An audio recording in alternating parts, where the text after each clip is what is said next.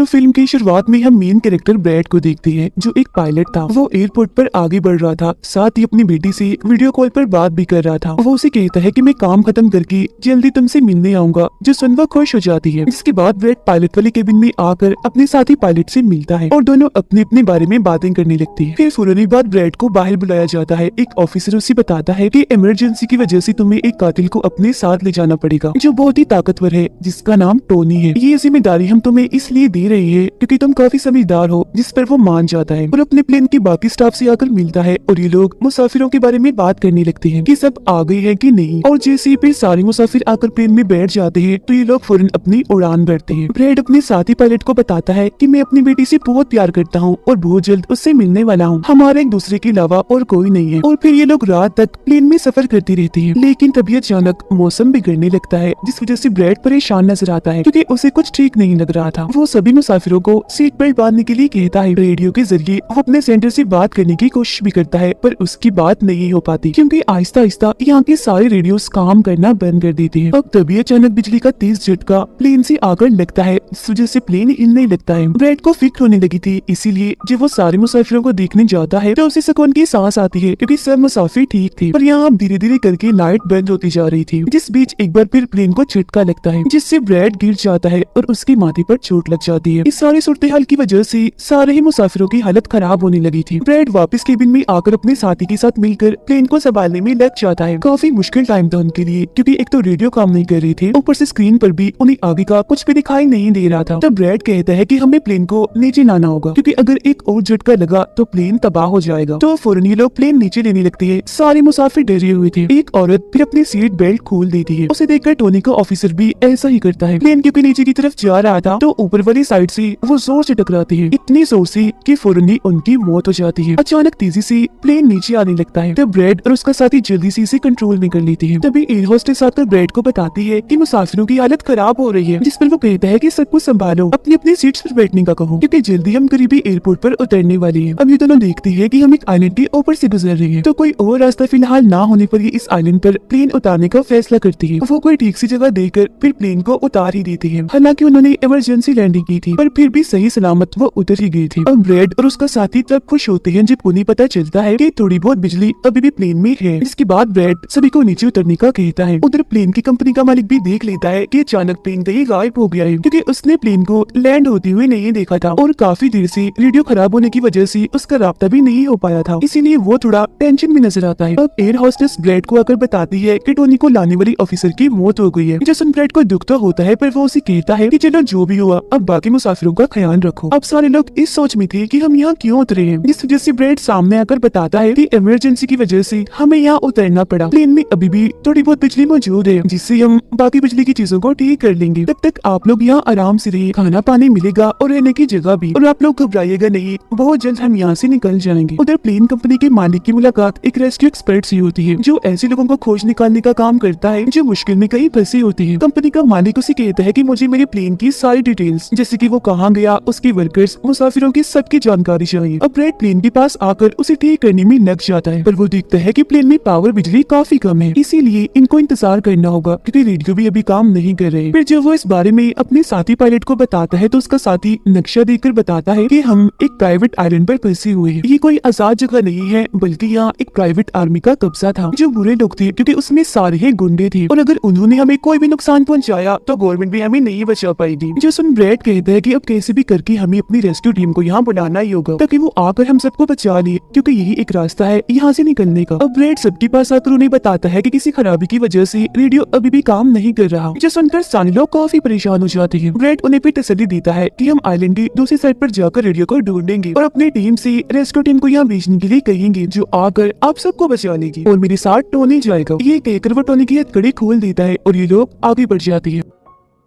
अब हम private army इन्हें जो बुरे लोग थे उनके हेड को देखते हैं, जिसके पास एक आदमी आकर बताता है कि यहाँ आइलैंड पर एक प्लेन आकर रुका है इमरजेंसी की वजह से और उसके अंदर बहुत सारे लोग हैं जो अलग अलग मुल्कों से हैं। जो सुनकर प्राइवेट आर्मी का हेड उसे पैसे देता है इस जानकारी की और फौरन अपनी टीम को तैयार होने का कहता है, क्योंकि शायद ये लोग उन्हें लौटने के इरादे से जाने वाले थे। आइलैंड के जंगल में ब्रैड और टोनी आगे बढ़ रहे होते हैं। टोनी ब्रैड से पूछता है कि तुमने मुझे आजाद क्यों किया और अब कहाँ लेकर जा रहे हो। तब ब्रैड उसे कहता है क्योंकि मैं तुम्हारी वजह से सबको खतरे में नहीं डाल सकता और यहाँ एक खतरनाक प्राइवेट आर्मी है जिसका मेरे साथ मिलकर तुम्हें सामना करना है। वो फिर और भी बहुत सारे सवाल ब्रैड से करता है और फिर अचानक ही चुप हो जाता है। तो जब ब्रैड पीछे मुड़कर देखता है तो टोनी वहाँ नहीं था, वो गायब हो गया था। उधर रेस्क्यू एक्सपर्ट प्लेन की जानकारी निकालने में लग जाता है। एक वीडियो में वो ब्रैड को देखता है जो झगड़ते हुए मुसाफिर से लड़कर उसे काफी मारता है। अब उसकी लड़ने की मारते देखकर रेस्क्यू एक्सपर्ट काफी खुश हो गया था, जिसके बाद वो एक प्राइवेट कंपनी के लीडर से बात करता है। कहता है कि आप लोग तैयार रहिए, कभी भी आपकी जरूरत हमें पड़ सकती है। जिस पर वो हाँ बोलता है। जंगल में आगे बढ़ते हुए ब्रैड एक खाली पड़ी फैक्ट्री में जाता है जहाँ वो एक बंद रेडियो मशीन को ढूंढ ही लेता है और फिर उसे ठीक करके फोन लगाता है। हेल्पलाइन पर उसकी बात होती है जिनमें वो अपने प्लेन और इस आइलैंड के बारे में बताता है, लेकिन लाइन में कोई गड़बड़ी होने की वजह से सामने वाला इंसान उसकी बात सुन ही नहीं पाता। तब उसे एक आइडिया आता है। वो ये सारी चीजें अपने बेटे को लिखवा कर उसे अपनी ऑफिस में बताने का कहता है। अब तभी एक आदमी आकर ब्रैड पर हमला कर देता है। तो वो उसे पकड़कर काफी मारता है और बेहोश कर देता है। तभी ब्रैड को महसूस होता है जैसे इस कमरे में कोई आ रहा है, इसीलिए जल्दी से वो छुप जाता है। पर वहाँ और कोई नहीं बल्कि टोनी था, जिसने बहुत सारे गुंडों को मारकर उनके हथियार ले लिए थे और वो ब्रैड को आवाज लगाने लगता है। फिर जब ब्रैड सामने आता है तो कुछ हथियार वो उससे भी दे देता है। इसके बाद ये दोनों नीचे की तरफ आने लगते हैं। तब यहाँ उन्हें एक कैमरा मिलता है जिसमें चल रही वीडियो से उन्हें पता चलता है कि वो खतरनाक प्राइवेट आर्मी यहाँ आने वाले लोगों को अगवा कर लेती है और फिर उन लोगों की फैमिली से अच्छी खासी रकम लेती है उन्हें छोड़ने के बदले। जो देख वो समझ जाते हैं कि हमारे मुसाफिर भी खतरे में हैं। अब ये दोनों बाहर खड़ी गाड़ी में आकर बैठ जाते हैं और अपने मुसाफिरों की तरफ जाने लगते हैं। उधर जब सारी मुसाफिर बैठी हुई थी तो तभी उन्हें किसी गाड़ी की आवाज आती है। वो ये सोचकर काफी खुश हो जाते हैं कि जरूर ये ब्रैड है, पर ब्रैड नहीं, वहाँ तो वो खतरनाक प्राइवेट आर्मी थी। वो गोलियां चलाकर इन लोगों की तरफ बढ़ रहे थे। इन गोलियों की आवाज ब्रैड और टोनी ने भी सुन ली थी। प्राइवेट आर्मी का हेड पायलट से सभी मुसाफिरों की लिस्ट मांगता है। तब जल्दी से एयर होस्टेस उसे लिस्ट लाकर दे देती है। फिर वो हेड पूछता है कि तुम्हारा सीनियर पायलट ब्रैड कहाँ पर है, जिस पर वो बताता है कि किसी काम से वो जंगल में गया था पर अभी तक वापस नहीं आया। इसी दौरान एक औरत वहाँ से भागने की कोशिश करती है पर वो लोग गोली चलाकर उसे मार देते हैं। ये आवाज सुनकर ब्रैड उनकी मदद करने के लिए भागता है पर टोनी उसे रोक लेता है। गुंडे सारे मुसाफिरों को बस में बिठाने लगते हैं क्योंकि वो इन्हें अपने साथ ले जा रहे थे बंदी बनाकर। उनका लीडर अपने दो साथियों को कहता है कि प्लेन में जाओ और सारा जरूरी कीमती सामान ले आओ, जिसके बाद खुद वो सारे मुसाफिरों को लेकर यहाँ से निकल जाता है। तब ब्रैड टोनी पर गुस्सा करने लगता है कि वो हमारे लोगों को ले गए और तुमने मुझे जाने ही नहीं दिया, जिस पर टोनी उसे समझाता है कि वो काफी बड़ी आर्मी थी, खतरनाक लोग है वो, अगर तुम चली भी जाती तो इतनी बड़ी आर्मी से अकेले नहीं लड़ पाती। फिर अभी दोनों दुखी तो थे पर आगे बढ़ जाते हैं और उन दोनों गुंडों को पकड़ लेती है जो प्लेन से कीमती सामान ले रही थी। ब्रैड गन पॉइंट पर उनसे पूछता है कि मुसाफिरों को लेकर कहाँ गया होगा तुम्हारा हेड, जिस पर वो बताता है कि यहाँ एक खाली फैक्ट्री है, वहीं गए होंगे वो लोग। अब रेस्क्यू एक्सपर्ट को ब्रैड की बेटी से उधर की सारी सूरत हाल का पता चल गया था, यानी कि उनका प्लेन वहाँ एक आइलैंड पर फंसा हुआ है और साथ ही वहाँ एक काफी खतरनाक प्राइवेट आर्मी भी है। वो इस बारे में प्लेन कंपनी के मालिक को बताता है, जिस पर वो कहता है कि फौरन अपनी प्राइवेट टीम और रेस्क्यू टीम को भेजो। फिर ये लोग जैसे तैसे करके उस आइलैंड और उनके प्लेन को ढूंढ ही लेते हैं। जब इनके बीच फैसला होता है कि प्राइवेट टीम का लीडर सबसे पहले वहाँ जाएगा अपनी टीम के साथ। उधर एक गाड़ी के जरिए ब्रैड और टोनी फैक्ट्री की तरफ जा रही थी, जिसके पास पहुंचकर ये चुपके से अंदर घुस जाते हैं, जहाँ वो सारे गुंडे मुसाफिरों की वीडियोस बना रहे थे, ये दिखाने के लिए कि कौन सा मुसाफिर किस मुल्क से है। अब प्राइवेट टीम भी प्लेन के पास पहुंच जाती है, पर इन्हें जब वहाँ कोई नहीं दिखता तो टीम का लीडर प्लेन के अंदर जाकर चेक करता है, जहाँ दो लोगों की लाशें थी। इसके अलावा वहाँ ब्रैड का छुड़ा हुआ मैसेज भी मिल जाता है, जो कि उस फैक्ट्री तक आने का रास्ता था। फैक्ट्री में दोनों छुपकर उन गुंडों पर नजर रख रही थी, जिनमें से दो गुंडों को वो पीछे से आकर पकड़ लेते हैं और मुंह बंद करके उनका दम घोट देते हैं, जिससे उनकी मौत हो जाती है।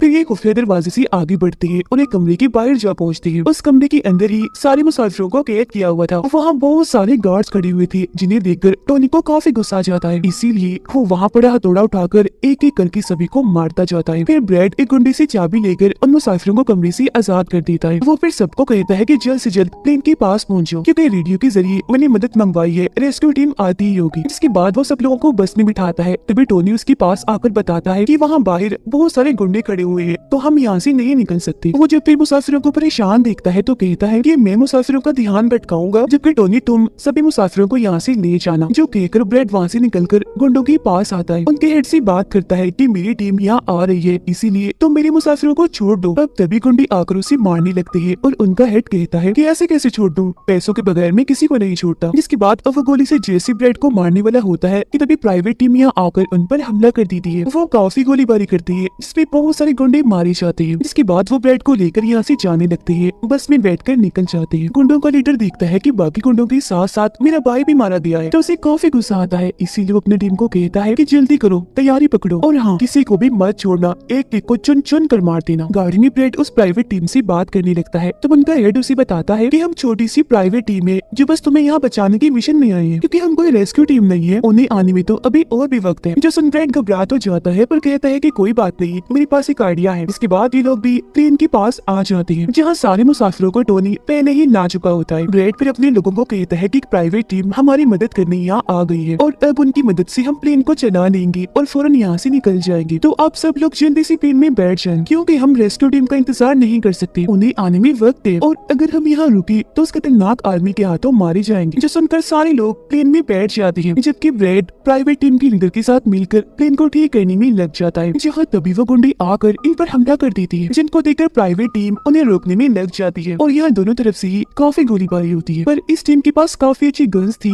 तो वो बहुत सारे गुंडों को मार गिराती है। ब्रेड टीम के लीडर को बताता है कि मैं अगले 5 मिनट में प्लेन को स्टार्ट कर दूंगा, मतलब कि चला दूंगा, जिसके बाद हम सब लोग उड़ान भरेंगे। फिर वो टोनी का शुक्रिया भी अदा करता है कि तुमने मेरा इतना साथ दिया। फिर ब्रेड गोलियों के बीच से ही होता हुआ अंदर आकर बैठ जाता है और अपने साथी पायलट के साथ मिलकर प्लेन चलाने लगता है। टोनी की गोलियां खत्म हो गई थी, और जब वो प्राइवेट टीम का बैग चेक करता है तो उसे वहाँ पैसों से भरा हुआ एक बैग मिलता है। पर फिलहाल पैसों को ऐसे ही छोड़कर दूसरे बैग से गन लेकर दोबारा गुंडों से लड़ने लगता है, जहाँ तब तक ब्रेड भी पूरे प्लेन को घुमा भी चुका होता है। फिर वो प्राइवेट टीम भी प्लेन में चढ़ने लगती है। ब्रेड को प्लेन कंपनी का मालिक बताता है कि मैं तुम्हें कोई महफूज जगह बता दूंगा जहाँ तुम जा सकते हो। सभी लोग तो प्लेन में चढ़ जाते हैं, पर टोनी नहीं चढ़ता। वो पैसों से भरा बैग लेकर वहाँ से भागने लगता है। तब उसे जाता हुआ देखकर प्राइवेट आर्मी उनके प्लेन पर हमला कर देती है। उनका हेड प्लेन के सामने रॉकेट लॉन्चर लाकर उन्हें एक ही झटके में उड़ाने का सोच रहा था, लेकिन उसे टोनी देख चुका था। वो उसे गोली मारकर गिरा देता है, ऐसा करने से रोक लेता है। ये देखकर ब्रेड को बहुत खुशी होती है, जिसके बाद वो अपनी पूरी ताकत लगाकर प्लेन उड़ाने में कामयाब हो ही जाता है। इस वजह से टोनी भी खुश था, और वो भी फिर वहाँ से चला जाता है। ब्रेड प्लेन को आइलैंड से दूर ले जाता है, जबकि प्लेन का मालिक उसे एयरपोर्ट का बताता है जहाँ ये लोग जा सकते थे, जो काफी करीब था। तब ब्रेड उस तरफ प्लेन ले जाने लगता है, पर एक बार फिर प्लेन तबाह होने लगता है। इसलिए ब्रेड दोबारा से इमरजेंसी लैंडिंग करवाता है, और उनका प्लेन नीचे आने के बाद जंगल के रास्ते आगे बढ़ने लगता है। सब लोगों की जान बच गई थी, इसीलिए वो काफी खुश थे। उधर प्लेन कंपनी का मालिक और उसकी टीम भी बेहद खुश थी। ब्रेड और उसका साथी भी सुकून की सांस लेते हैं कि कम से कम वो उस आइलैंड से तो निकल आए थे, और सबकी जान भी बच गई थी। कुछ ही देर में यहाँ इनकी रेस्क्यू टीम भी आ जाती है, जिन्हें देखकर सारे मुसाफिर खुश तो थे, साथ ही ब्रेड की बहादुरी पर तालियां बजा रहे थे। ब्रेड फिर सारे मुसाफिरों को रेस्क्यू टीम के साथ पेश देता है, जिसके बाद वो अपनी बेटी से बात करता है। वो इस बात से काफी खुश थी कि थैंक गॉड मेरी डैड जिंदा है। दोनों बेटी बात करके बहुत खुश थे, और इसी के साथ ब्रेड की बहादुरी की ये कहानी इधर ही खत्म हो